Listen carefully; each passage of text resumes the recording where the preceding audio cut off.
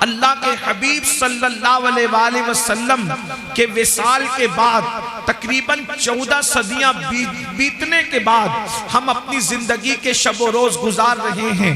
اور یاد رکھنا دور جس طرح سے میرے آقا علیہ الصلوۃ والتسلیم سے فاصلہ بڑھاتا جائے گا، جتنا میرے آقا علیہ الصلوۃ والتسلیم کے خیر القرون سے خوبصورت زمانے سے زمانہ دور ہوتا جائے گا، اتنی ہی غفلت بڑھتی جائے گی، اتنی ہی بے حیائی بڑھتی جائے گی، اتنی ہی بے برکتی بڑھتی جائے گی، اتنے ہی جرائم بڑھتے جائیں گے.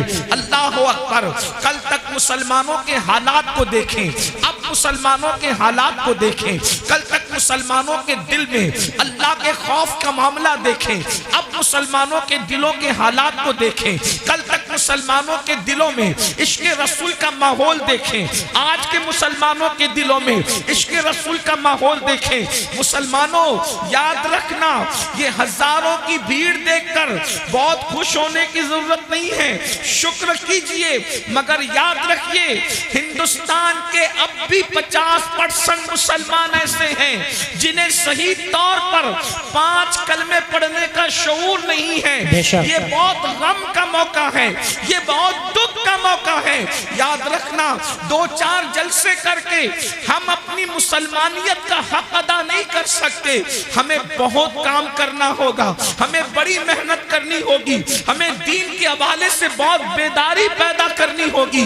اس لیے آئیے میں نے جس آیہ کریمہ کی تلاوت کی ہے، غفلت میں ڈوبے ہوئے انسان، جرائم کے دلدل میں ڈوبے ہوئے انسان، دنیا کی موج مستیوں میں ڈوبے ہوئے انسان، میرا اللہ تجھ سے مخاطب ہو کر کے ارشاد فرماتا ہے. کتنا خوبصورت انداز ہے، اندازہ تو کریں. ارے مالک اللہ اکبر اپنے غلام سے جس لہجے میں چاہے بات کر سکتا ہے، لیکن آئیے میرا اللہ اپنے بندوں سے کس انداز میں جو ہے وہ مخاطب ہوتا ہے. اندازہ تو فرمائیں، میرے رب کا کلام ہے اور میرا اللہ اپنے محبوب کے ذریعے سے اپنے بندوں کو اپنا پیغام پہنچا رہا ہے. آپ اندازہ کریں، ایک معمولی سا سیٹ اپنے مزدور کو اچھے لہجے میں بات کرنا اپنی توہین سمجھتا ہے، مگر یہاں کلام خدا بندی کا تیور دیکھیں. میرا رب اپنے بندوں سے کس طرح مخاطب ہے. ارشاد فرماتا ہے یا ایھا الذین آمنو، اے ایمان والو.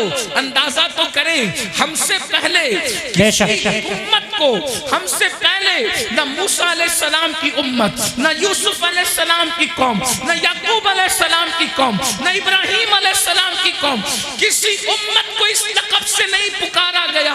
اگر یہ پکارا جا رہا ہے تو صرف امت محمدیہ کو پکارا جا رہا ہے، اور اس کی وجہ یہ نہیں کہ ہم بہت بڑے ہیں، نہیں، بلکہ وجہ یہ ہے کہ اللہ نے ہمیں محبوب کی امت میں پیدا فرمایا. بے شک، بابا بابا بابا، محبوب سے پیار ہے تو محبوب کی امت سے بھی پیار ہے. سبحان اللہ. کیا کہا جا رہا ہے؟ اے ایمان والو، اے ایمان والو اتقوا اللہ، اے ایمان والو اللہ سے ڈرو. اور پھر وَلْتَنْظُرْ نَفْسٌ مَا قَدَّمَتْ لِغَدٍ، قیامت کے دن کے لیے تم نے کیا روانہ کیا، قیامت کے دن کے لیے تم نے کیا بھیجا، اپنی آخرت کی تیاری کے لیے تم نے کیا روانہ کیا. اس سلسلے میں غور کرو، اس سلسلے میں فکر کرو. اندازہ فرمائیں میرے پیارے آقا صلی اللہ علیہ وآلہ وسلم کے پیارے دیوانوں، ذرا غور تو کریں. اللہ رب العزت ہمیں فکر دے رہا ہے، مولا کریم ہمیں بیدار فرما رہا ہے. اللہ کی مشیت ہمیں غفلت سے نکالنا چاہتی ہے کہ اے ایمان والو اللہ سے ڈرو، اور کل کے لیے یعنی قیامت کے دن کے لیے تم نے تیاری کیا کی ہے. اس سلسلے میں غور کرو، اس سلسلے میں فکر کرو، اور اس کے بعد پھر پھر کہا جا رہا ہے وَاتَّقُوا اللَّهَ، اور اللہ سے ڈرو، اِنَّ اللَّهَ خَبِيرٌ بِمَا تَعْمَلُونَ، کہ بے شک اللہ تمہارے اعمال کی خبر رکھتا ہے، یعنی رات کی تاریکیوں میں جو کچھ کرتے ہو اس کو بھی اللہ جانتا ہے، دن کے اجالے میں جو کچھ کرتے ہو اس کو بھی اللہ جانتا ہے۔ غفلت کی زندگی جینے والوں، مکان دکان کاروبار پر اترانے والوں، اللہ اکبر، آئیے ہماری زندگی کی 6 منزلیں ہیں، ہماری زندگی کی 6 گھاٹیاں ہیں، ہماری زندگی کے سفر کے 6 مراکز ہیں۔ مثال کے طور پر ہمارا پہلا سفر مٹی سے لے کر خمیر تک کے تھا، ہمارا دوسرا سفر باپ کی پیٹ سے لے کر ماں کے پیٹ تک تھا، ہمارا تیسرا سفر ماں کے پیٹ سے لے کر دنیا میں آنے تک تھا، ہمارا چوتھا سفر دنیا سے لے کے قبر تک ہے، اور 5واں سفر قبر سے لے کے حشر تک ہے، اور 6واں سفر حشر سے لے کر یا تو کوئی خوش نصیب جنت میں جائے گا یا تو کوئی بدنصیب جو ہے وہ جہنم کا ایندھن بنے گا۔ یہ 6 سفر ہے، یہ 6 گھاٹیاں ہیں۔ اب دیکھو 6 منزلیں تھی سفر کی، 3 منزلیں تو ختم ہو گئی، 3 منزلیں ہم پار کر چکے، مگر یاد رکھنا، دل کے کانوں سے سننا، اگر آپ یہ توقع مجھ سے لے کر کے آئے ہیں کہ میں آپ کو مفت میں جنت بانٹنے کے لیے بشارتیں دوں گا، تو آپ یہ فکر اپنے دل و دماغ سے نکال دیں۔ اس کی وجہ یہ ہے کہ میں نے آپ کی خوشی کی کوئی بات نہیں کرنا، میں نے تو مولا کی خوشی کی بات کرنا ہے، اس لیے کہ مجھے بھی اللہ کی رضا چاہیے اور آپ کو بھی چاہیے۔ یاد رکھیے گا، اللہ اکبر۔ لیکن جو لوگ سن سکتے ہیں ذرا توجہ سے سنیں، 3 منزلیں ہم طے کر چکے ہیں، مگر تینوں منزلوں میں اعمال کا کوئی عمل دخل نہیں ہے۔ مٹی سے لے کے خمیر تک لانا اللہ کا کرم ہے، اس میں عمل کا کوئی عمل دخل نہیں ہے۔ اس کے بعد باپ کی پیٹ سے ماں کے پیٹ تک آنا، اس میں بھی انسان کے عمل کا کوئی دخل نہیں ہے، یہ اللہ رب العزت کی مرضی اور مشیت ہے۔ اس کے بعد جو ہے اللہ اکبر، ماں کے پیٹ سے دنیا میں آنا، اس میں بھی عمل کا کوئی دخل نہیں ہے۔ لیکن اب دنیا سے جو قبر بہتر ہوگی، اس میں اللہ نے عمل کو ذریعہ قرار دیا ہے۔ ایمان کے بعد عمل صالح، قبر اسی کی سورے گی جس کے اعمال بہتر ہوں گے، حشر اسی کا سورے گا جس کے اعمال بہتر ہوں گے، جنت میں وہی جائے گا ایمان کے بعد جو اچھا عمل کرے گا۔ اب آئیے نا، ہماری زندگی کی 3 گھاٹیاں باقی ہے، نمبر 1 قبر، نمبر 2 میدان محشر، اور نمبر 3 یا تو جنت ٹھکانہ ہوگا یا پھر اس کے علاوہ۔ اللہ اکبر، اندازہ فرمائیں میرے آقا صلی اللہ علیہ وآلہ وسلم کے دیوانوں، اب مجھے بتاؤ دنیا کے اندر ہم کتنی غفلت میں زندگی گزار رہے ہیں، دنیا کے اندر کس قدر غفلت کا شکار ہے۔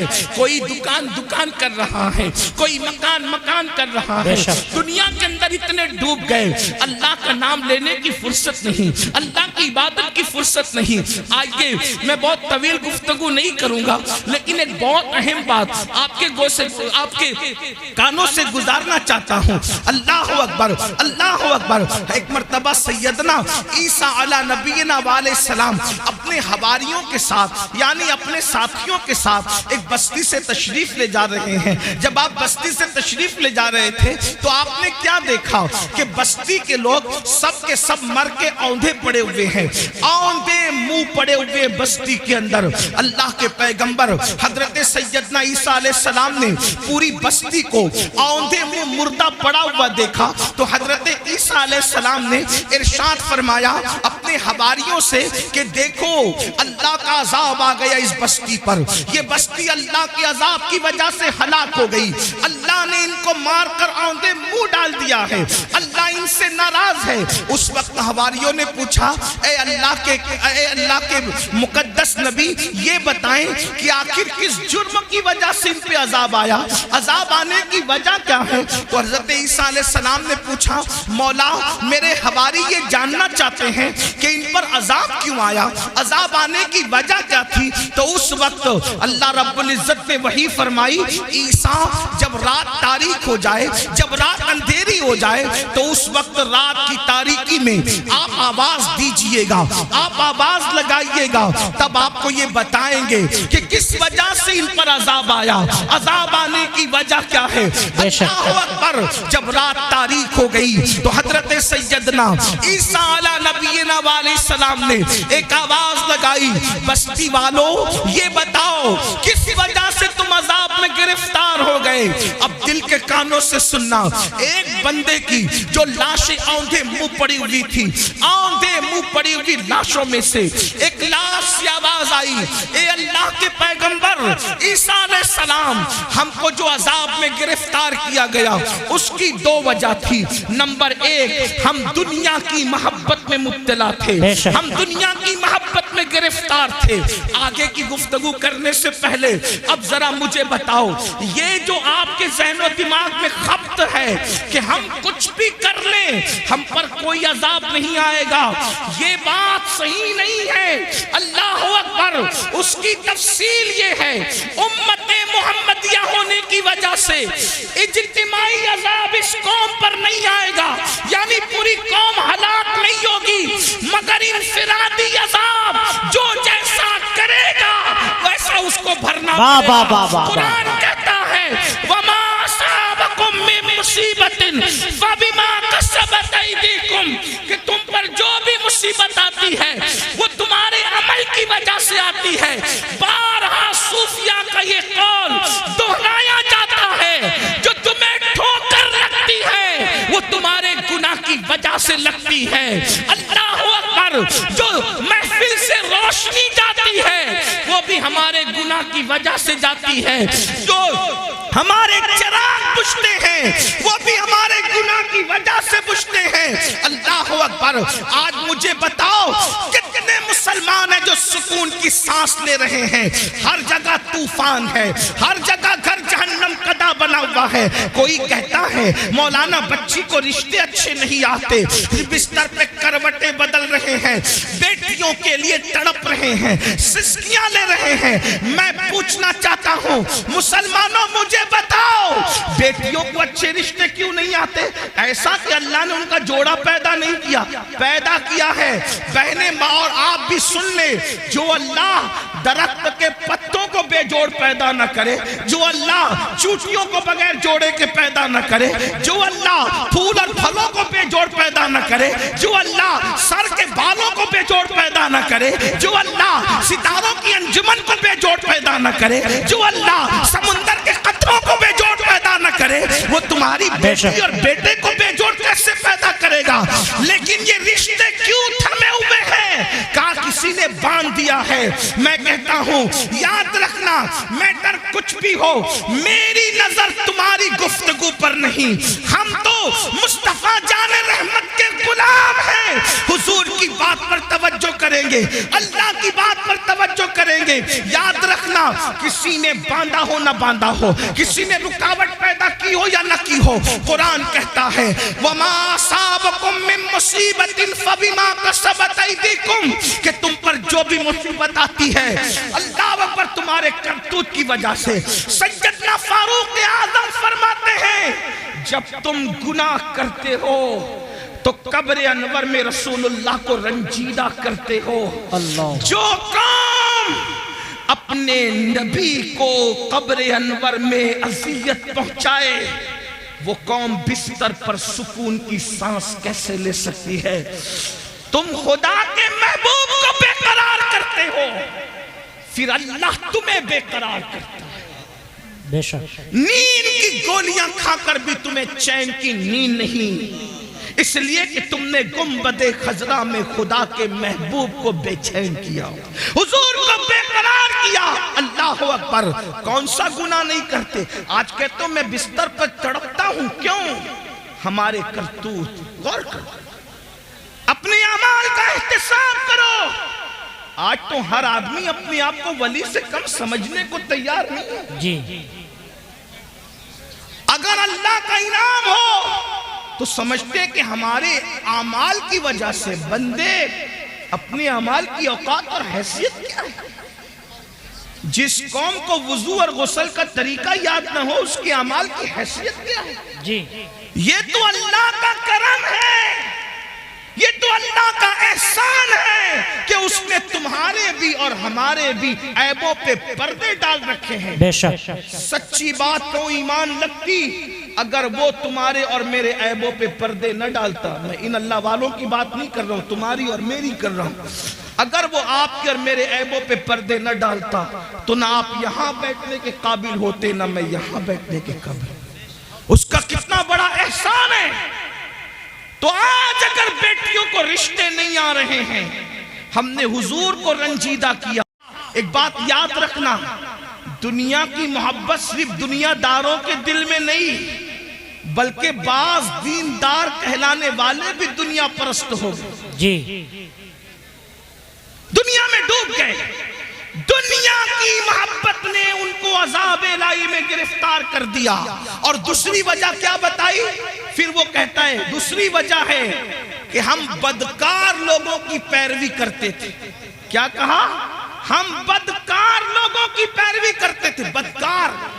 اب غور کریں، دھیان دیں کہ عیسیٰ علیہ السلام کی امت کے بدکار زیادہ بدکار تھے کہ آج لوگ زیادہ بدکار ہیں؟ بے شک.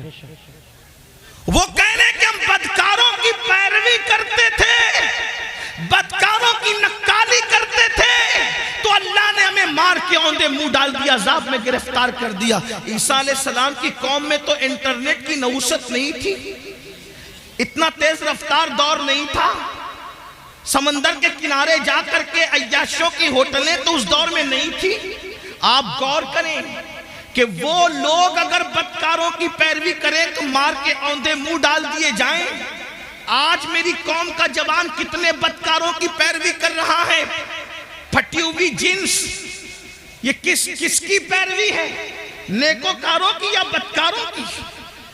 کسی شریف نے کبھی پھٹی ہوئی جنس پہنا؟ پہلی بات تو زیادہ تر شریف لوگ وہ لباس ہی نہیں پہنتے جو آپ پہنتے ہو. ہم نے تو شریفوں کا لباس بھی چھوڑ دیا. ہمیں شریفوں کا لباس پہننے میں شرم آتی ہے. بدکاروں کی نقل کتنی بڑھ گئی کہ قوم کی بیٹیاں بھی جب بازار میں جاتی ہے تو کہتے ہیں کہ فلاں اداکارہ نے جو فلم میں لباس پہنا تھا وہ لباس دکھاؤ. اور نوجوان لڑکے بھی دکان پر جاتے ہیں تو کہتے ہیں وہ فلاں ہیرو نے جو پہنا تھا وہ دکھاؤ. اور پھٹی ہوئی پینٹ، ایک دور تھا پھٹے ہوئے کپڑے بھیک میں بھی نہیں دیے جاتے تھے. اور کیا زمانہ آ گیا، آج پھٹے ہوئے کپڑے ڈیمیج پینٹ کہہ کر کے ہزاروں میں خریدی جا رہی ہے. ہائے افسوس، آپ کی فکر کو کیا ہو گیا؟ کل پھٹا ہوا لباس ہوتا تھا تو آدمی اس کو چھپاتا تھا، پیون ہوتا تھا اس کو چھپاتا تھا. فکر کو کیا ہو گیا؟ قوموں کو یوں ہی زوال نہیں آتا. اقبال نے کہا تھا قوت فکر عمل پہلے فنا ہوتی ہے پھر کسی قوم کی شوکت. واہ واہ واہ، بہت اچھا. نعرہ تکبیر. میری قوم کے جوانوں کہاں ہو؟ کانوں میں بالیاں پہن رہے ہو، مٹک کر چلتے ہو. آپ سے پوچھنا چاہتا ہوں، اگر کوئی کہہ دے یار تو فلاں اداکار کی طرح لگ رہا ہے، اور لڑکیوں کہہ دے تو اداکارہ کی طرح لگ رہی ہے، وہ کیا اس کا فارم ہوتا ہے اس وقت، کیا اس کا غرور اور گھمنڈ اور اطلانا ہوتا ہے. اس سے بڑی گالی بھی کوئی ہے؟ جی. اس سے بڑی گالی بھی کوئی ہے کہ تو اداکار دکھ رہا ہے؟ اس لیے کہ فاحشہ عورتیں زنا کرتی کراتی ہے تو چار دیواری میں چھپ کے کرتی کراتی. جن کو تم اداکار کرے وہ تو اسکرین کے سامنے آ کر کے گناہ کرتے اور زنا کرتے اور اس پہ کروڑوں روپے کماتے. اور وہ فلمیں سپر ہٹ ہوتی ہے جس میں باضابطہ طور پر ننگے سین زیادہ ہوتے. فکر کرو، پیروی جس کی کرو گے قیامت میں اس کے ساتھ اٹھو گے. عشق کا دعویٰ غوث اعظم سے، عشق کا دعویٰ غریب نواز سے، عشق کا دعویٰ امام حسین سے.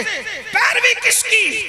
پھٹی ہوئی پینٹ پہن کر ننگے بننے والوں، گھٹنوں سے اوپر برمنڈے پہن کر کے سطر کے ساتھ بے ستری کرنے والوں، عورتوں پہ پاپ کی نظر ڈالنے والوں، عبرت حاصل کرو. فَاعْتَبِرُوا يَا أُولِي الْأَبْصَارِ، آنکھ والوں عبرت حاصل کرو. تم بدکاروں کی پیروی کے لیے نہیں ہو. نادان بدکار کی پیروی وہ کرے جس کے یہاں صدیق اکبر جیسا قائد نہ ہو، فاروق اعظم جیسا قائد نہ ہو، عثمان غنی جیسا قائد نہ ہو، مولا علی جیسا قائد نہ ہو، امام حسن جیسا قائد نہ ہو، امام حسین جیسا قائد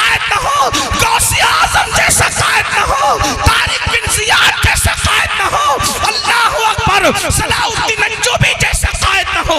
ہمارے پاس تو ایسے اسٹارز موجود ہیں کہ لوگوں نے خواب میں بھی نہیں دیکھا. بہت اچھا بہت اچھا. واہ واہ واہ. اوروں نے خواب میں بھی نہیں دیکھا ہوگا. خدا نے وہ ہمیں مقتدا عطا فرمائے. جاؤ ڈھونڈ لو سارے مذاہب کی تاریخ کو.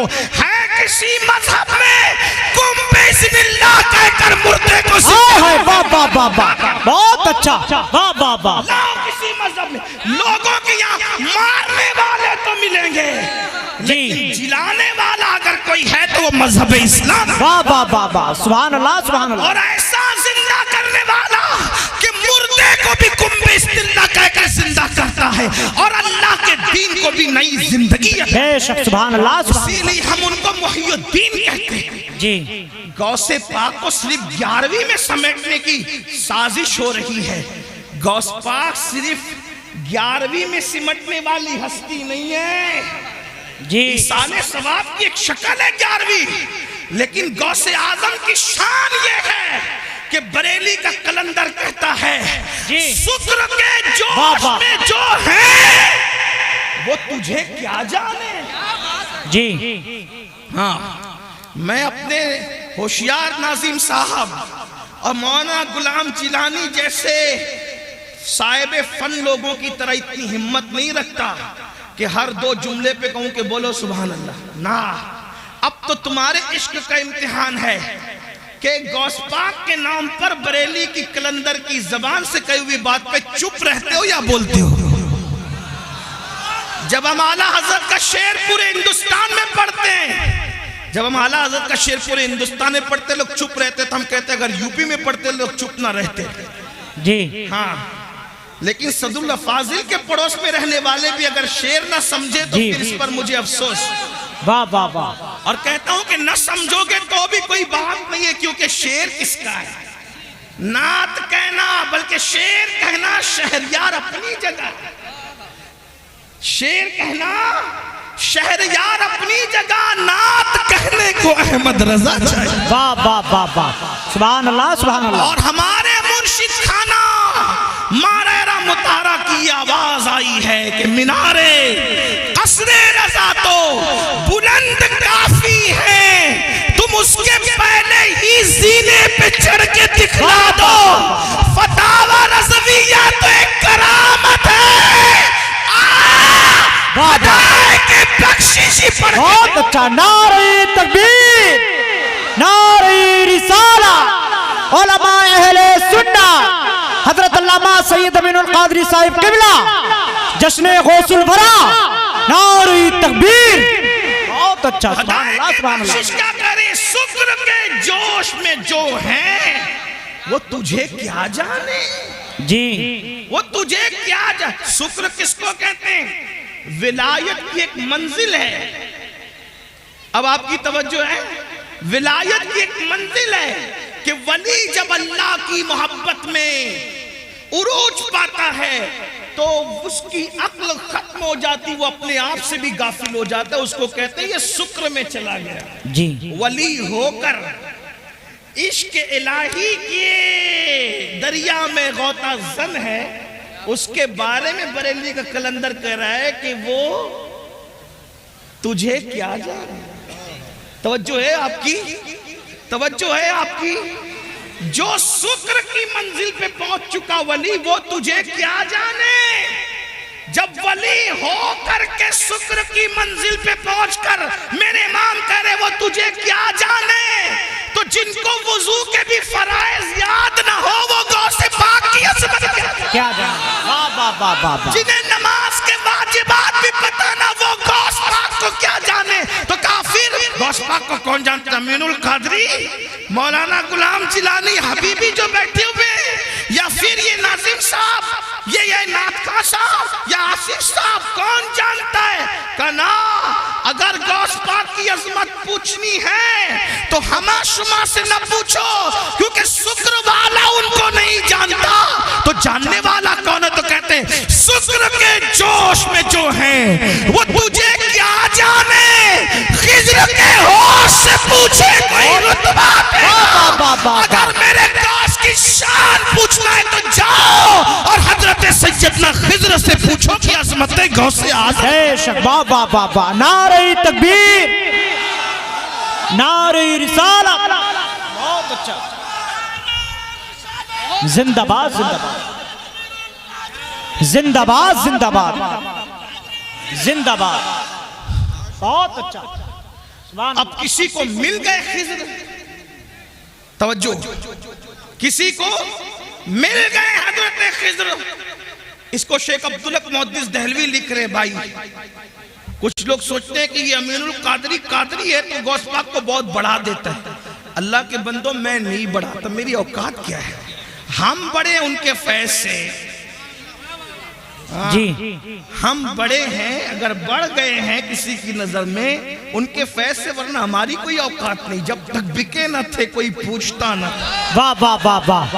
او میرے مرشد غوث اعظم، تو نے خرید کر مجھے انمول کر. اللہ اللہ. واہ واہ واہ. کیا دبے جس پہ حمایت کا ہو پنجہ تیرا، شیر کو خطرے میں لاتا نہیں کتا تیرا. واہ واہ واہ. سبحان اس اللہ سے سبحان اللہ. در در سے سگ اور سگ سے ہے مجھ کو نسبت، میری گردن میں بھی ہے دور کا ڈورا. دور کا، یہ دور بھی سماعت کرے، دور کا ڈورا تیرا. تو اس نشانی کے جو سگ ہیں نہیں مارے جاتے، حشر تک میرے گلے میں رہے پٹا تیرا. بہت اچھا. سبحان اللہ سبحان اللہ. اور لوگ باتیں کرتے ہیں ایسے تھے ویسے تھے، مولانا احمد رضا کو کیا آتا تھا، تو وہ کہتے ہیں کہ کہہ لو جو کہنا ہے، زبان تمہاری ہے. کیا مزے کی بات کہتے ہیں مجھ کو رسوا بھی اگر کوئی کہے گا تو یوں ہی کر لو رسوا جی بھر کے، لیکن کس کے نام سے رسوا کرو گے؟ کہتے ہیں مجھ کو رسوا بھی اگر کوئی کہے گا تو یوں ہی. ہاں وہی نا وہ رضا، وہی نا وہ بریلی والا، ہاں وہی نا وہ رضا، بندے رسوا تیرا. اگر رسوا بھی کرے گا تو یہی کہے گا نا کہ وہ غوث پاک کا غلام ہے. اور جب غوث پاک کا غلام کہہ دیا تو پھر مقدر کی معراج. بے شک بے شک بے شک. مجھ کو رسوا بھی اگر کوئی کہے گا تو ہاں وہی نا وہ رضا، جی بندہ ہے رسوا تیرا. تو جب مل گئے خضر علیہ السلام تو کسی نے کیا پوچھا، اے خضر بتاؤ غوث پاک کی شان کیا ہے. اے خضر بتاؤ غوث پاک کی شان کیا ہے. تھوڑا سا سنجیدہ غوث پاک کا ذکر ہو. میں کبھی ناراض نہیں ہوتا، نہ ناراض ہوں گا آپ پر، میرے آقا کی امتی ہو، لیکن تھوڑا محفل کے آداب بھی. سردی کا موسم ہے، دیر سے لوگ بیٹھے ہیں، اگر کسی کو کوئی حاجت ہو تو جانے دیں. ایک بات آپ سے کہوں یار، اپنی محفل میں کسی کو حاجت ہو تو ہمیں کیا شکوہ ہو سکتا ہے. لوگوں کو غوث پاک کی محفل میں حاجت ہو جاتی تھی، اور اگر ہو بھی جاتی تھی تو میرے غوث کی شان کیا تھی. ایک مرتبہ ایک صاحب کو حاجت ہو گئی، استنجا کی حاجت ہو گئی. اسی لئے میں لوگوں سے کہتا ہوں جلسے شارٹ کیا کرو، لوگوں کی حاجتوں کا خیال کیا. جب لوگوں کی حاجتوں کا خیال کر کے رسول اللہ نماز مختصر کر دیتے تھے، تو لوگوں کی حاجتوں کا خیال کر کے ہم جلسہ مختصر کر دے تو کون سے چھوٹے ہو جائیں گے. جب نماز مختصر کی جا سکتی ہے، لوگوں کی حاجت کا خیال. آقا فرماتے ہیں میرا دل چاہتا ہے میں لمبی نماز پڑھاؤں، لیکن میرے پیچھے بوڑھے بھی ہوتے ہیں، بچے والی مائیں بھی ہوتی ہیں، میں ان کا خیال کر کے نماز مختصر کر دوں. ہائے ہائے. ہاں تو ذرا میں بھی لیکن کو خیال کرتے ہوئے سردی کے موسم سے تقریر بھی مختصر ہی کر رہا ہوں، جتنی مختصر ہو سکتی. توجہ ہے آپ کی. ایک صاحب کو حاجت ہو گئی، استنجا کی حاجت ہو گئی، اور بالکل آگے بیٹھے. کچھ لوگوں کو آگے بیٹھنے کا شوق ہوتا ہے، آگے بیٹھے، اس لیے کہ یہ شوق بھی پہلے بڑا پرانا ہے، آگے بیٹھے. ہاں صحابہ کرام بھی آگے بیٹھنے کی کوشش کرتے تھے حضور کے قدموں میں. جی غوث پاک کے غلام بھی آگے بیٹھنے کی کوشش کرتے تھے. سب کے اپنے اپنے انداز ہوتے. کچھ ایسے بھی میرے بھائی ہوں گے جو انٹرنیٹ پہ بیٹھ کے گھر میں تکیے کے ساتھ لیٹ کر سن رہے ہوں، انہیں سننے کا ثواب تو ملے گا، لیکن محفل کی جو برکت ہے، میں یہ نہیں کہہ رہا انٹرنیٹ پہ نہ سنا کرو، لیکن محفل کی جو برکت ہے، جہاں 40 مومن جمع ہو جائیں ان میں ایک اللہ کا ولی ہوتا ہے. بے شک. ہاں تو تکیہ لگانے میں یہاں کا لطف کہاں آئے گا، اس لیے کہ یہاں کئی اولیاء خود موجود ہوں گے انشاءاللہ. سوچے تو صحیح، 40 میں ایک ولی ہوتا ہے، ہزاروں میں کتنے ولی ہوں گے. اور کسی کی نظر ہم پہ پڑ گئی تو پھر ہمارے تو وارے نیارے ہو جائیں انشاءاللہ. مقدر سمر جائے گا، کیونکہ نگاہ ولی میں وہ تاثیر دیکھی، بدلتے بیٹھی ہزاروں کی تقدیر دیکھی. اللہ اکبر. تو عرض یہ کر رہا تھا ایک صاحب کو حاجت ہو گئی. غوث پاک اب بالکل بیٹھے آگے اور مجمع کتنا 70,000 کی. غوث پاک کی محفل میں لوگ آتے تھے 70,000. یہ ریکارڈنگ کے لیے چند کیمرے لگے ہوئے, اس پہ پھولے نہیں سماتے لوگ. کتنے کیمرے لگے تھے ریکارڈنگ کے لیے. غوث پاک کی اس دور کی 900 سال محفل میں, 900 سال پہلے کی محفل میں 400 علماء قلم دوات لے کر بیٹھتے تھے اور غوث پاک کا خطاب ریکارڈ کرتے تھے. جی اس کو بے لکھتے شک, بے تھے اس شک. دور میں. سبحان اللہ. 70,000 کا مجمع اور انسان اتنے, جنات اس سے زیادہ, اولیاء پوری دنیا میں سنتے تھے جب غوث پاک خطاب کرتے تھے. غوث پاک ہے میرے بھائی. حضرت خضر سے جب پوچھنے والے نے پوچھا عبد القادر جیلانی کیسے ہیں, تو کہا ان سے پہلے ایسا ولی نہیں ہوا اور ان کے بعد قیامت تک ایسا ولی امام مہدی تک نہیں ہو سکتا. یہ شان ہے, یہ شان ہے غوث پاک کی. امام مہدی کے دور تک ایسا ولی اب نہیں آئے گا.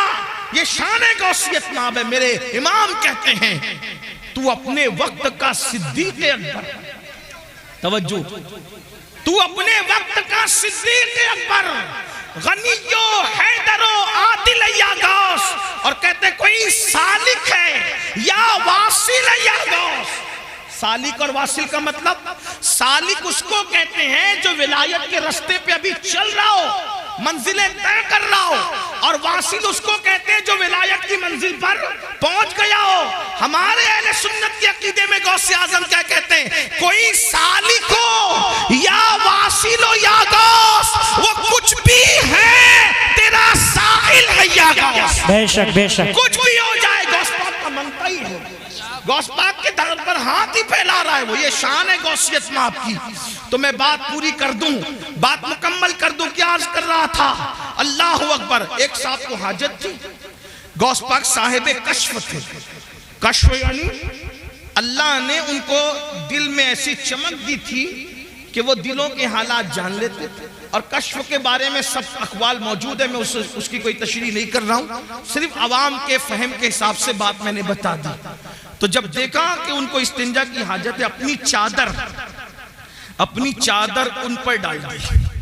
چادر اٹھا کر ان پر ڈال دی.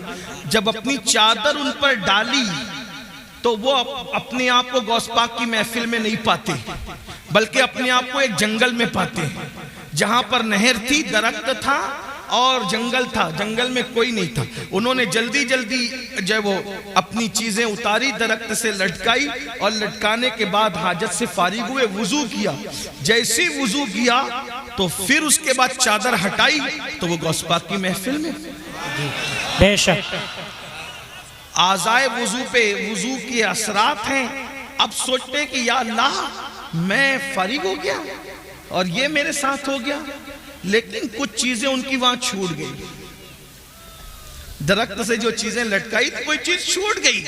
اب احساس ہوا کہ یہ چیز چھوٹ گئی, اب وہ آئے گی کیسے, کیونکہ میں تو گیا نہیں وہاں پیر پر چل کے. پہنچایا مرشد نے, پھر چادر ڈالی تو اپنے آپ کو وہیں پایا. تو وہاں جہاں وضو کیا تھا, وضو کے پانی کے اثرات بھی موجود تھے, اور پھر استنجا کے اثرات بھی موجود تھے. تو وہاں سے اپنی وہ چیز بھی پھر چادر ہٹائی, پھر غوث پاک کی محفل میں. ایک مرتبہ وہی بزرگ جن کو دنیا شیخ علی ابن حیتی کے نام سے جانتی ہے, ایک مرتبہ غوث پاک کے بیان میں بیان سنتے سنتے سو گئے. مقرر پہ بہت بجلی گرتی ہے دوست, جب کوئی اس کی تقریر میں آپس میں بات کرے, چلائے یا سو جائے. اس لیے کہ حالانکہ میں وہ آدمی نہیں ہوں, میں تو بالکل عوام میں سے ہوں, ان پڑھ سا آدمی ہوں, میری کوئی حیثیت نہیں. لیکن مقرر جو تقریر 1 گھنٹے کی کرتا ہے نا, کم سے کم 4 گھنٹے وہ محنت کرتا ہے جب 1 گھنٹے کی تقریر تیار ہو. تو اس کو ایسا لگتا ہے یار میں پوری جان نکال کے ڈال رہا ہوں, یہ آپس میں بات کیوں کر رہے ہیں, یہ سو کیوں رہے. لیکن جب سے میں نے واقعہ پڑھا ہے نا, تو مجھے کبھی کوئی سوتا ہے تو اتنا ٹینشن نہیں ہوتا ہے. کیوں؟ کیونکہ جب عبد القادر جیلانی میرے مرشد کی محفل میں لوگ سو جاتے تھے, تو اگر قادری کی محفل میں سو جائیں, وہ میری بھی کوئی محفل نہیں, محفل بھی تو انہی کی ہے, ہماری کیا محفل. ایک دوست تو کہہ رہے تھے مجھے کہ دیکھو آپ کے نام پہ اتنے لوگ آگئے. میں نے کہا توبہ کر, میرے نام پہ کون آتا ہے, میری کیا اوقات ہے, میری کیسے. غوث پاک کے نام پہ آئے, رسول اللہ کے نام پہ آئے, اللہ کے نام پہ آئے. یہ بات آج کے بعد کبھی مت کہنا کہ میرے نام پہ ہے, میری کیا اوقات ہے. میں تو ان کے گداؤں میں سے ایک گدا ہوں، میں تو ان کے منگتوں میں سے ایک منگتا ہوں، ان کے سگوں میں سے ایک سگ ہوں، اور وہ بھی تو میں کہہ رہا ہوں، وہ قبول کر لیں تو ان کا کرم، بے شک میری کیا اوقات۔ اس طرح کی باتیں نہ کہا کرو۔ یہ جتنے لوگ آتے ہیں وہ اللہ کے نام پہ آتے ہیں، رسول اللہ کے نام پہ آتے ہیں، اولیاء اللہ کے نام پہ آتے ہیں، ہمارے نام پہ کوئی نہیں آتا، ہمارا نام اس قابل نہیں۔ ہم تو ابھی اسی فکر میں بیٹھے ہیں کہ ایمان پر خاتمہ ہو جائے تو ہمارے مقدر کی معراج ہے، لیکن بے اس کی شک۔ بھی کوئی گارنٹی نہیں ہے کسی کی۔ آپ کیا سمجھ رہے ہیں؟ بہت دھینگا مستی کرنے کی ضرورت نہیں ہے، اپنی آخرت کی فکر کرو۔ سرکار غوث اعظم کا مرتبہ کیا ہے؟ مرتبہ دیکھو، ان کی محفل میں سونے والے سو گئے، غوث پاک خطاب چھوڑ کر اس کے آگے ہاتھ باندھ کے کھڑے ہو، مرید کے آگے پیر ہاتھ باندھ کے کھڑا، محفل پہ سناٹا۔ بھئی اگر کوئی مقرر کسی ایک آدمی کی طرف متوجہ ہو جائے تو کیا حال ہوگا اس کا؟ پورا مجمع، وہ بھی پھر کہتا ہوں 70,000 کا مجمع ہوتا تھا غوث پاک کی محفل میں، اور غوث پاک یہ تو سامنے لوگ ہوتے تھے، جب خطاب کرتے تھے تو کہتے تھے الحمدللہ، پھر چپ ہو جاتے تھے، پھر دوسری بار کہتے تھے الحمدللہ، خطبہ شروع کر دیا۔ لوگ کہتے ہیں اب 2 بار الحمدللہ کیوں کہتے ہیں؟ کہ پہلی بار جب کہتا ہوں نا تو پوری دنیا کے جو ولی ہوتے ہیں اپنے اپنے گاؤں میں، اپنے اپنے شہروں میں، اپنے اپنے دیہاتوں میں، اپنے اپنے گھروں میں پہلی بار کی الحمدللہ سن کر سارے کام چھوڑ دیتے اور اٹینشن ہو کر کے خطاب سننے لگ جاتے، بے شک۔ یعنی پہلی بار کی الحمدللہ اٹینشن وہ ان کو مخاطب کیا جا رہا ہے، اب خطاب شروع ہو گیا، اللہ کے شکر سے خطاب۔ یہ غوث پاک ہے۔ لوگ کہتے ہیں مجھے انٹرنیٹ پر اتنے ہزار لوگ سنتے ہیں، میں نے کہا انٹرنیٹ کی خیرات ہے میرے عزیز، جب انٹرنیٹ کا نام بھی لوگوں کو پتہ نہیں تھا، جب بھی میرے غوث کا خطاب پوری دنیا کے ولی اپنے اپنے شہروں میں سنا کرتے تھے۔ بے شک۔ ہاں دنیا بہت پیچھے ہے، مگر اتنا ضرور ہے کہ جب یہ کہہ دیا تو لوگوں نے کہا کیا کہہ دیا، کہانی گنڈی قصہ ہو گیا۔ میں نے کہا انٹرنیٹ کی چپ پر تو ایمان لایا ہے، اللہ کی قدرت پر کبھی ایمان لائے گا؟ جب سیٹلائٹ پوری دنیا میں تقریر پہنچا سکتا ہے تو اللہ نہیں پہنچا سکتا؟ اور یہ سیٹلائٹ بھی کیا اللہ کی قدرت سے باہر ہے؟ معاذ اللہ۔ دنیا میں جو کچھ جس کے ذریعے سے ہو رہا ہے، جو کچھ ظہور پذیر ہے، وہ میرے اللہ کی قدرت کا کرشمہ ہے۔ بے شک۔ ان اللہ علی کل شیء قدیر۔ یہ نصیب کی بات ہے، کوئی سیٹلائٹ کی طاقت کو مان گیا اور کوئی اللہ کی قدرت کو مان کے کہتا ہے کہ اللہ وہ ہے جس نے عبد القادر کا خطاب بغیر کسی ذریعے کے پوری دنیا کے ولیوں کو سنوا دیا۔ بے شک، سبحان اللہ اللہ۔ کی قدرت ہے یہ، جو کچھ ہے وہ اللہ کی قدرت ہے۔ تو بہرحال سرکار غوث اعظم نے دیکھا ایک بندہ سو رہا ہے، اور وہ کون ہے؟ حضرت سیدنا شیخ علی ابن ہیتی ہے، وہ سو رہے تھے۔ آپ نے ہاتھ باندھ کر کھڑے ہو گئے، دیر تک کھڑے رہے ہاتھ باندھ کر۔ جب شیخ کی آنکھ کھلی، مرشد کو ہاتھ باندھ کے کھڑے دیکھا، پورا مجمع سناٹے میں پریشان، یہ بھی پریشان۔ جب پھر خطاب شروع ہو گیا، خطاب پورا ہو گیا۔ جب خطاب پورا ہو گیا تو لوگوں کے اندر چیمے گوئیاں ہونے لگی، بھئی کچھ بھی بات ہوتی ہے تو بات تو ہوتی ہے، تو یہ حضرت نے آج کیسے کی، حضرت نے آج کیسے کی؟ آخر کسی نے پوچھ لیا حضور آپ شیخ کے سامنے ہاتھ باندھ کے، مرید اور خلیفہ کے سامنے ہاتھ باندھ کے کھڑے تھے؟ مرشد نے فرمایا اس سے پوچھو نا کہ کیوں کھڑے تھے، یہ تو سو رہا تھا، اس سے پوچھو۔ تو پوچھا تو کیا بات ہے بھئی؟ تو کہا جیسی حضرت کے خطاب میں میری آنکھ لگی تو کیا دیکھا کہ رسول اللہ تشریف لائے۔ بے شک، سبحان اللہ، سبحان اللہ۔ اس محفل میں حضور تشریف لائے ہیں۔ تو مرشد غوث پاک کہتے ہیں یہ جو سوتے سوتے دیکھ رہا تھا میں جاگتے جاگتے دیکھ رہا تھا۔ واہ واہ واہ واہ، سبحان اللہ، سبحان اللہ۔ یہ غوث پاک کی شان ہے، مرشد غوث پاک کا مقام تو بات سمیٹتے ہوئے، لیکن اس مقام کو پانے کے بعد بھی بات سمیٹ، اس مقام کو پانے کے بعد بھی سرکار غوث پاک روتے تھے۔ توجہ، کم باذن اللہ کہہ کے مردہ زندہ کر دے، جس کے خطاب میں غوث پاک کی عزت کو بڑھانے کے لیے خود اللہ کے رسول تشریف لائیں۔ سوچیں کیا ذات ہوگی جس کے خطاب کی محفل کی عزت بڑھانے کے لیے حضور آئے، خضر آئے، موسیٰ علیہ السلام آئے، انبیاء آئے، مولا علی آئے۔ میرے امام کہتے ہیں کہ اولیاء کیا خود حضور آئے، وہ تیری واز کی محفل ہے یا غوث، وہ تیری واز کی محفل ہے یا غوث، یہ شان ہے۔ پھر روتے ہیں کسی نے رونے کا سبب پوچھا، یا غوث الثقلین کیوں روتے ہیں، رونے کی وجہ کیا ہے؟ فرماتے ہیں عبد القادر کے لیے عید کا اور خوشی کا دن وہ دن ہوگا جس دن ایمان پر اس کو خاتمہ نصیب ہوگا، جس دن میرا خاتمہ ایمان پر ہوگا۔ اور غوث پاک فرماتے ہیں جو ایمان پر خاتمے کی فکر نہ کرے، توجہ کر لیں، جو ایمان پر خاتمے کی فکر نہ کرے، غوث اعظم فرماتے ڈر ہے کہ جب مرے گا تو اس کا خاتمہ خراب ہو جائے گا، اس کا خاتمہ کفر پر ہوگا۔ دعاؤں کے اندر دکانیں مانگنے والوں، دعاؤں کے اندر مکان مانگنے والوں، دعاؤں کے اندر دنیاوی چیزیں مانگنے والوں، مانگو منع نہیں کرتے، لیکن کیا ایمان پر خاتمے کی بھی فکر ہے؟ ایمان پر خاتمے کی بھی فکر کرتے ہیں؟ تو وہ جو میں روایت بیان کرنے چلا تھا اس کو اینڈ کر دوں۔ اللہ اکبر۔ تو جب سرکار عیسیٰ علیہ السلام نے آواز لگائی کہ بتاؤ تم کو عذاب میں کیوں گرفتار کر دیا گیا، تو دو چیزیں بیان کی گئی۔ نمبر ایک، ہم دنیا کی محبت میں گرفتار تھے، اور نمبر دو، ہم بدکاروں کی پیروی کیا کرتے تھے، بدکار لوگوں کی۔ اس لیے کہتا ہوں بدکاروں کی پیروی نہ کرو، نیکوکار لوگوں کی پیروی کرو، اس لیے کہ بدکاروں کی پیروی کرو گے تو کانوں میں ایئر فون لگا کر گانے سنو گے، مٹک مٹک کر کے چلو گے، مٹک مٹک اترا اترا کر کے چلو گے۔ اللہ اکبر۔ اور میرے آقا فرماتے ہیں جس نے اپنے کانوں سے گانا سنا ہوگا، قیامت کے دن اس کے کان میں آگ کا سیسا پگھلا کر کے ڈالا جائے گا۔ بدکاروں کی پیروی نہ کرو، نیکوکاروں کی کرو۔ نیکوکار لوگ قرآن کی تلاوت سنتے ہیں، نیکوکار لوگ نعتیں سنتے ہیں، بدکاروں کو آئیڈیل نہ بناؤ۔ میرے آقا علیہ السلام کے دیوانوں، ہم لوگ اس پہ نعرہ لگاتے ہیں کہ 40 سال غوث پاک کے ایسے گزرے کہ عشاء کے وضو سے آپ نے فجر کی نماز پڑھی، ہر رات وضو کرتے تھے اور عشاء اس کی وضو سے ہی فجر پڑھتے تھے، یعنی پوری رات آپ عبادت میں رہتے تھے۔ میں کہتا ہوں کم سے کم غوث پاک کو آئیڈیل بنا لو، اور آپ اور ہم عشاء کے وضو سے فجر نہیں پڑھ سکتے، کم سے کم قادری ہونے کی نسبت سے عشاء کے وضو سے عشاء ہی پڑھا کریں اور فجر کے وضو سے فجر ہی پڑھا کریں۔ میرے بھائیوں، موت آنے والی ہے، گھاٹی سے گزرنا ہے، قبر میں جانا ہے۔ قبر میں نہ کسی کی دادا گیری چلے گی، نہ کسی کی بابا گیری چلے گی، کچھ نہیں چلے گا۔ قبر میں تو کروٹ بھی نہیں بدل سکتے۔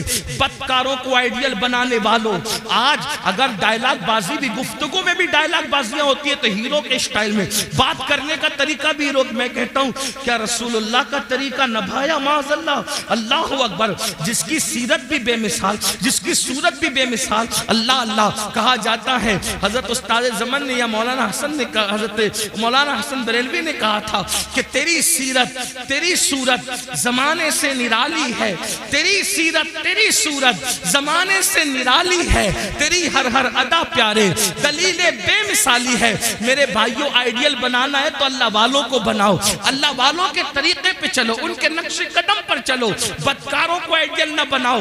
عذاب میں گرفتار ہو کر کے اللہ پر اوندے پڑے رہ گئے، اور پھر سرکار عیسیٰ علیہ السلام کہتے ہیں یہ تمہارے جو دوسرے لوگ مردہ پڑے ہیں یہ کیوں نہیں بولتے اور تم کیوں بول رہے ہو؟ تو اس نے کہا حضور دراصل یہ اس لیے نہیں بولتے کہ اللہ کے فرشتوں نے ان کے منہ کو آگ کی لگام سے جکڑ دیا ہے، اب یہ کلام نہیں کر سکیں گے، یہ بات نہیں کر سکتے، ان کے منہ آگ کی لگام سے جکڑے گئے ہیں۔ اللہ اکبر۔ پھر آپ نے فرمایا کہ تو کیوں بول رہا ہے؟ اس نے کہا میں ان لوگوں میں سے نہیں ہوں، حقیقت میں ان لوگوں میں سے نہیں ہوں۔ جب ان پر عذاب نازل ہوا تو میں ان کے ساتھ بیٹھا ہوا تھا، یعنی میں مجرم نہیں ہوں۔ عذاب نازل ہوا تو ان کی صحبت میں بیٹھا ہوا تھا، ان کی صحبت کی وجہ سے مجھ پر بھی اللہ کا عذاب آ گیا، یعنی مجرم نہ ہو کر صرف گنہگاروں کی دوستی اور صحبت کی وجہ سے میں بھی اللہ کے عذاب میں گرفتار ہو گیا۔ اور وہ کہتا ہے عیسیٰ دعا کرے کہ میرے لیے نجات ہو، کیونکہ اللہ نے مجھے جہنم کے کنارے پر الٹا لٹکا دیا ہے، اور اب میں نہیں جانتا کہ مجھے جہنم میں ڈالا جائے گا یا مجھے چھوڑ دیا جائے گا۔ آپ مجھے بتاؤ میرے بھائیوں، جو گنہگاروں کی صحبت میں رہے ان پر بھی عذاب آتا ہے۔ آج ہمیں کیا ہو گیا؟ موبائل کے اسکرین پر آپ کیا رکھ رہے ہو؟ موبائل کے اندر کیا رکھ رہے ہو؟ نشے کو پرموٹ کر رہے ہو۔ نشہ ہماری محلوں میں، ہمارے گاؤں میں، ہمارے دیہاتوں میں، ہمارے ہمارے علاقوں میں پھیلایا جا رہا ہے اور سازش کے طور پہ پھیلایا جا رہا ہے، ہم اس میں مبتلا ہو رہے ہیں۔ نشے والوں کی صحبت میں مت بیٹھو، زانیوں کی صحبت میں مت بیٹھو، گنہگاروں کی صحبت میں مت بیٹھو، مجرموں کی صحبت میں مت بیٹھو۔ دیکھو وہ شخص کہنے لگا کہ میں ان میں سے حقیقت میں نہیں ہوں، لیکن میں ان میں سے ہو گیا ہوں کیونکہ ان کی صحبت میں بیٹھا ہوا تھا۔ اللہ اکبر، اللہ کے بندو، اللہ کی عذاب کو ہم میں سے کوئی بھی برداشت کرنے کی طاقت نہیں رکھتا۔ ایک دن موت ہے میرے بھائی، روح کا رشتہ جسم سے ٹوٹے گا۔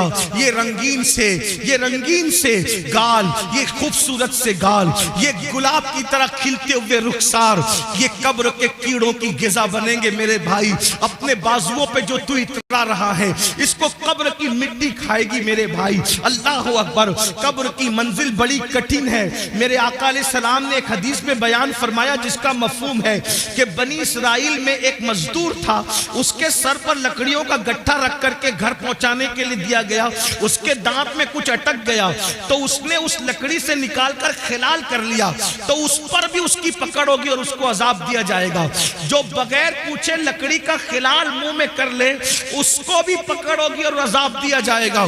جو لوگوں کے پیسے ہڑپ کر کے بھاگ جا رہے ہیں، حتیٰ کہ اللہ اکبر لوگوں کو دھوکہ دے کر کے پیسے کھا لے رہے ہیں، حرام اور حلال میں تمیز نہیں کر رہے ہیں، سب کو ایک دھن سوارے، کروڑ پتی بنے، شارٹ ٹائم کے اندر ترقی کرنے کا چکر، شارٹ کٹ میں ترقی کرنے کا چکر، کوئی سود کی طرف جا کر، کوئی حرام کی طرف جا کر۔ میرے بھائی، نمرود کا کیا حال ہوا، فرعون کا کیا حال ہوا، یزید کا کیا حال ہوا، آپ مجھے بتائیں نا۔ یہ اپنے اپنے دور کے بڑے بڑے دولت مند تھے۔ ابو جہل کا کیا حال ہوا، یہ کوئی چھوٹا موٹا دولت مند آدمی نہیں تھا، عرب کا بڑا تاجر تھا۔ ابو لہب کا کیا حال ہوا، بڑا تاجر تھا، سردار کہلاتا تھا، کیا حال ان کے ہوئے۔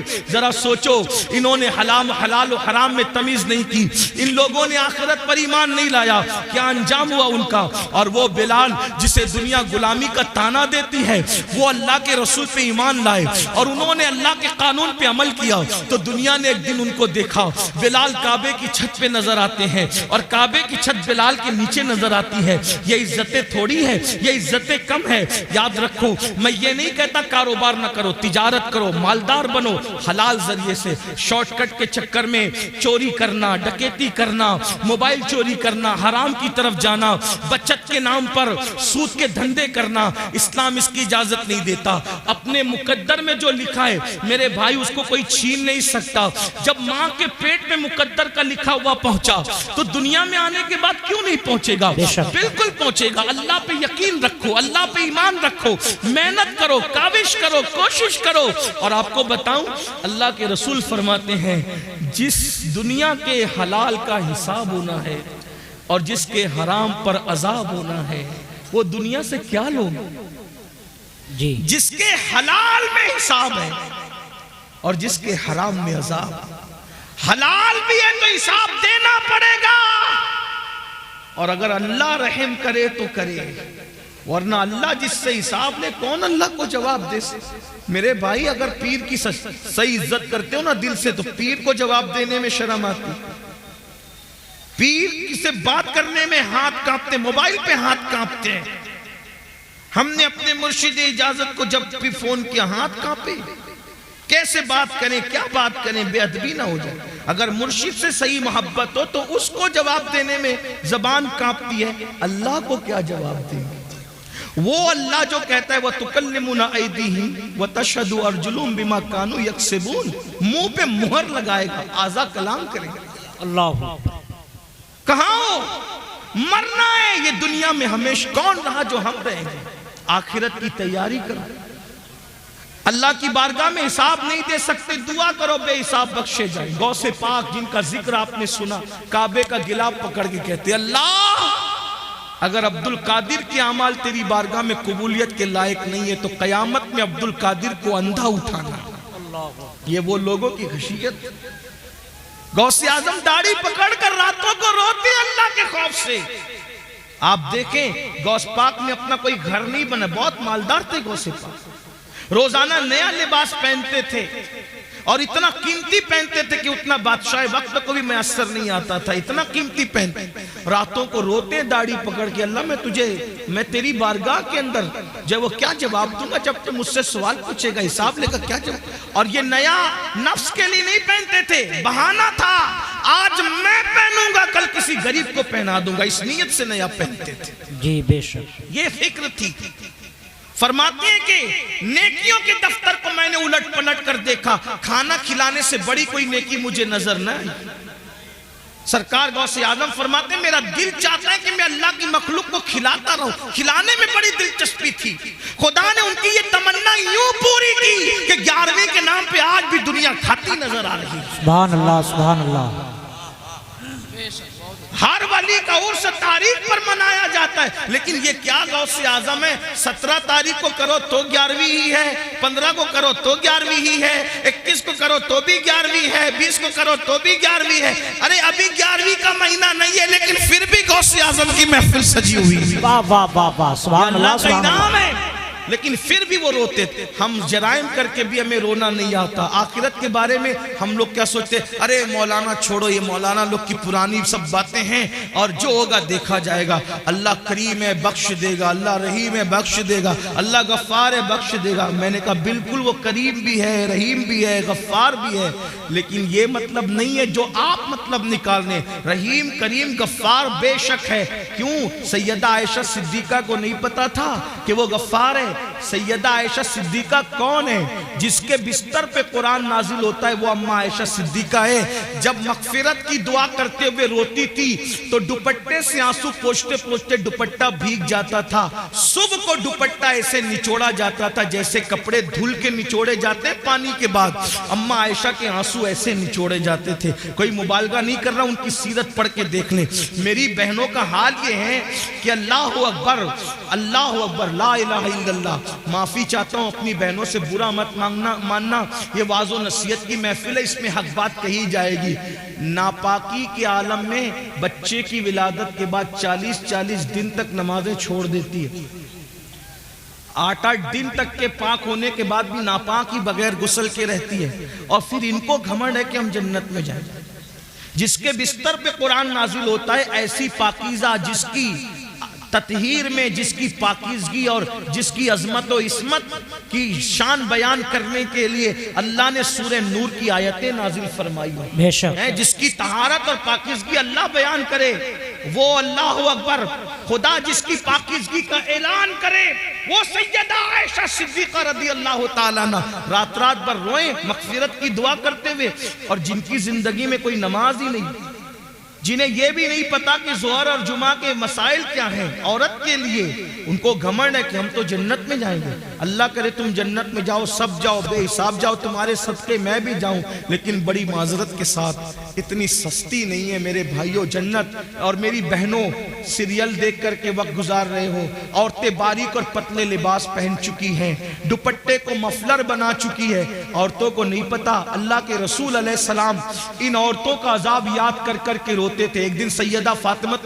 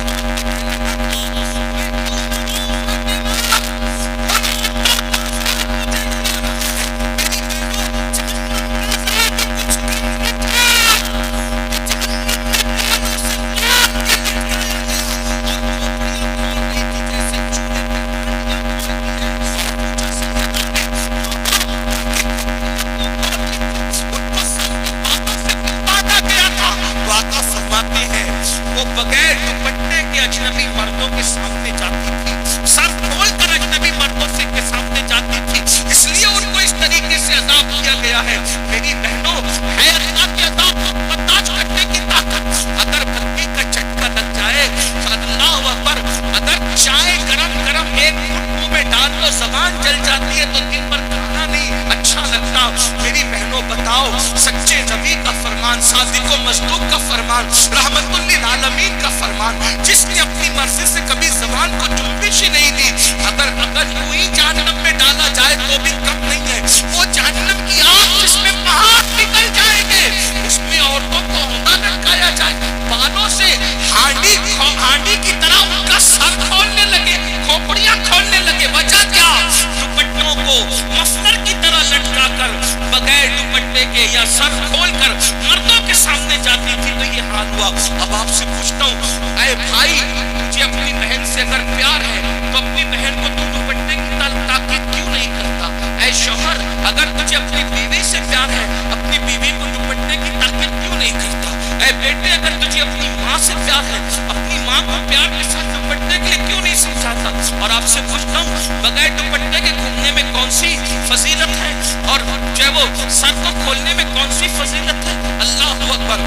کل بھی اگر عزت ملی تھی تو سیدہ فاطمہ کے نقش قدم پر چلنے میں عورتوں کو ملی تھی، اور آج بھی ملے گی تو اسی میں ملے گی۔ اداکاراؤں کو ٹائٹل بنانے میں نہیں ملے گی۔ بہنوں سے کہتا ہوں نہیں برداشت کر سکتی میری بہن، تم بردی اور ہم بھی کوئی برداشت نہیں کر سکتا۔ توبہ کرو، تقریر کی محفل، واز کی محفل کا مقصد انقلاب ہے، تبدیلی ہے، توبہ ہے۔ کسی مرد کے سامنے سر کھول کے مت جاؤ۔ چچا زاد بھائی ہے اس سے بھی پردہ کرو، مامو زاد بھائی ہے اس سے بھی پردہ کرو، پھپھی